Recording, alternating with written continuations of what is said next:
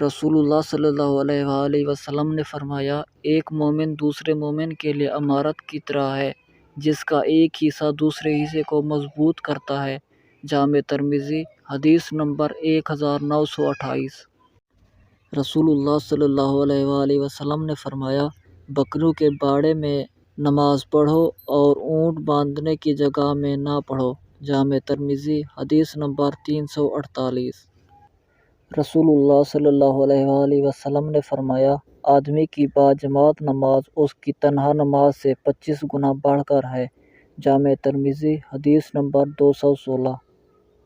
رسول اللہ صلی اللہ علیہ وآلہ وسلم نے فرمایا، مردوں کی سب سے بہتر صف پہلی صف ہے اور سب سے بری آخری صف ہے، اور عورتوں کی سب سے بہتر صف آخری صف ہے اور سب سے بری پہلی صف۔